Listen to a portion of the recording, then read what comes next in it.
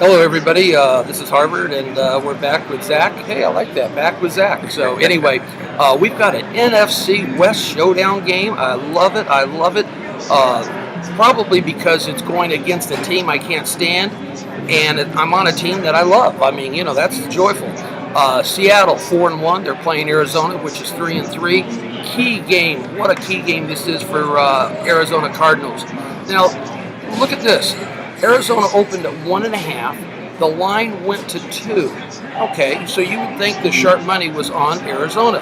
No, 73% of the bets, which is the public money, is on Seattle, which means all the smart money, all the big bets are on Arizona. And I'll tell you right now, I'm on Arizona.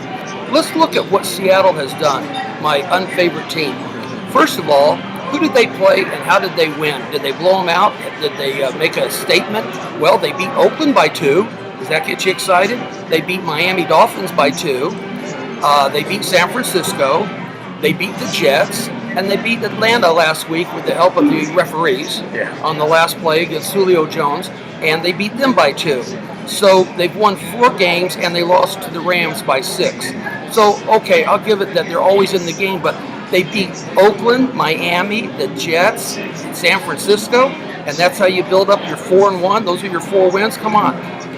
This team has been totally disguised. All their wins, the poor play has totally disguised by the number of wins and the quality of their opponents. Throw out all your Seattle stats and see what you come up with. Russell Wilson, I think he's still hobbling on one leg. I think that, and I'll tell you what, you can prove it. 35 yards rushing this season through 5 games. That's all he's got. 35 yards out of the pocket. Come on, that's not him. Arizona, their 3 wins, and I'm not making any big case on Arizona. They've gotten blown out like at Buffalo, but you know what? We were here to say that they were going to get blown out that game. But anyway, their 3 wins have averaged by 23 points. They're number 4 in total defense. They have a beast on their defense, Patrick Peterson. Also, they have great cornerbacks, which is going to work against Russell Wilson. Their cornerbacks can sit there, turn plays in. They can challenge him. They can challenge him to throw it or not throw it or hold on too long. He can't rush out of the pocket, so he's going to have to stay in the pocket, and it could collapse. Offensively, Larry Fitzgerald, he does whatever he's supposed to do. But another thing, I think what they've done in the last 2 or 3 weeks, and I talked about this also, when they first 3 games and they're struggling, they were having Carson Palmer. He was throwing so deep that they couldn't even he couldn't handle that, and it was working against him. So now he's throwing under the coverage, under the linebackers, and he also has John and Jerome Brown. He also has Michael Floyd to complement Larry Fitzgerald. And who's the number 4 rushing team in the whole NFL? Because of David Johnson, Arizona's taken over that title.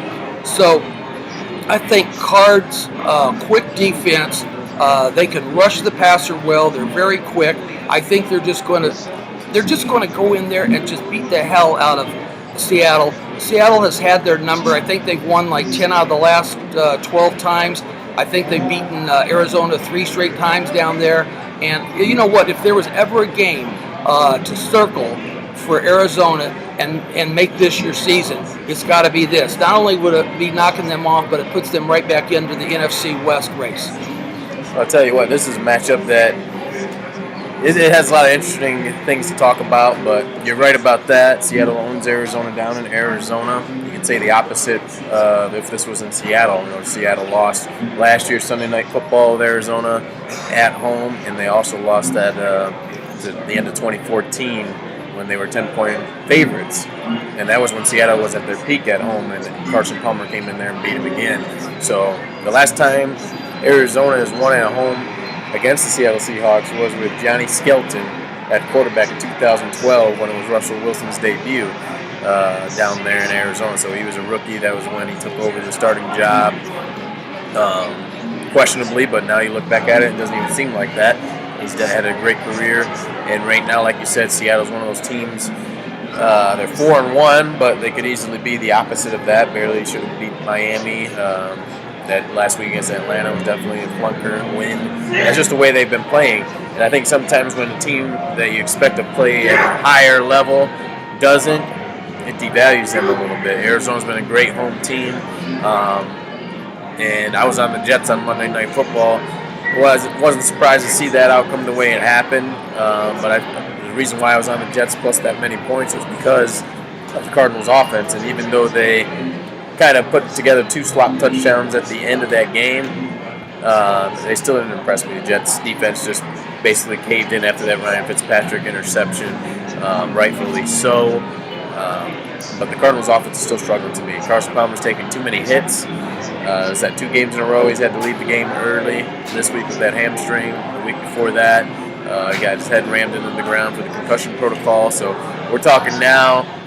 Obviously, he didn't start against San Francisco 49ers, but 3 weeks in a row where he hasn't finished the game. And that's concerning to me in prime time against a Seattle defense that maybe they're not as excellent as they've been in the past with the pass defense. Richard Sherman's lost a step, but that defensive line is still there. Bennett was hurt too. Bennett was hurt, but that defensive line, they've got pieces there, and the script is out. I mean, we've seen the Rams bruise Carson Palmer. We saw the Jets batter him to the ground. That's because he was having plays called to throw it 50 yards downfield. They've changed that to where he can get rid of the ball a lot quicker, and he's going for those 10 to 12-yard passes. He is doing that, but he's still getting hit. Well, and that's concerning to me. Plus, I think Bruce Arians, and this is my last key here, Bruce Arians sees that just like you were talking about with Carson Palmer and his health. And I think he scaled back his offense a little bit.